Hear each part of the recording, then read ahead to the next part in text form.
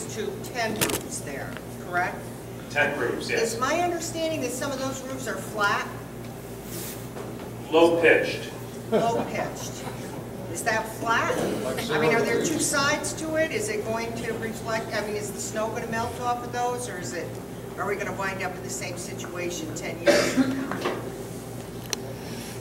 Because that was a big selling point on that original plan. And I would like to go back to the original question of whether to build a new school or not. We were presented a plan for 50. Well, let me answer the question about the roofs first. Wait a minute, because I'm going to go back right to the beginning. We were told that the state would help us with a 112,000 square foot school, and it would be $50 million total cost. The town approved a referendum of a 135,000 square foot school because two non-negotiable items were 2 gyms and a full-size auditorium, and the town approved the additional funds to pay for that. Right, our budget is 65. But now we're not getting that. Now we're not getting the 2 gyms. Well, we are. These gyms are the same. The gym itself is the same size gym that we proposed in the conceptual design that David Thompson. The 2 gyms were a total of 16,000 square feet. And there was an additional 7,000 square feet for lockers, etc. Do you have a figure for that gym? No, I don't, Carol, but it's our understanding. Apples to apples is what I'm trying to I know, and I understand what you're asking. I don't have the exact figures, but I know that in this design, we have the same size gym, to my knowledge, that we had in David Thompson's design.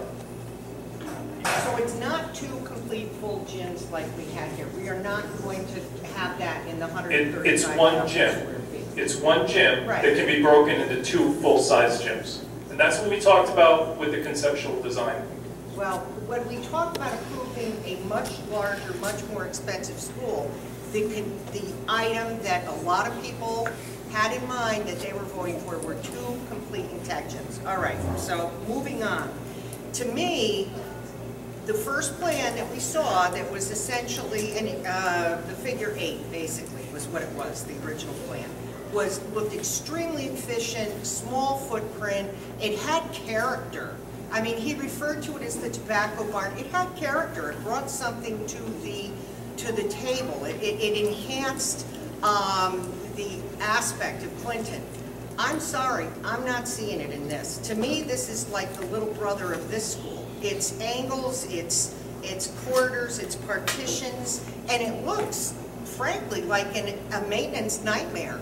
And you're getting all these roofs back. You've got many, many, many feet of exterior areas that need to be maintained, very similar to what we have here. How is that going to, I mean, I'm just not seeing how that plan is, and believe me, I have nothing but the highest regard for all the work that this committee came in, put in.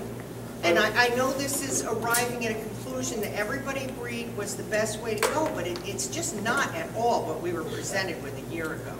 Correct. It's very different. And there are some reasons that we went over and we discussed with both construction managers and architects as to why that design that we looked at earlier would have some issues. So we are with this design now. Well, tell me what this is going to, what character is that structure that we saw going to bring to the town? I mean, this is similar to what Valerie was saying. That, you know, that first building with the tobacco barn aspect and the sloped roofs and the green and the brick and the smoke glass, it captured your attention. But I'm just not feeling that with this building. Okay, I understand your concern, and there's work that has to be done, Carol. Okay, and I think you'll notice some changes in the future. Okay. All right.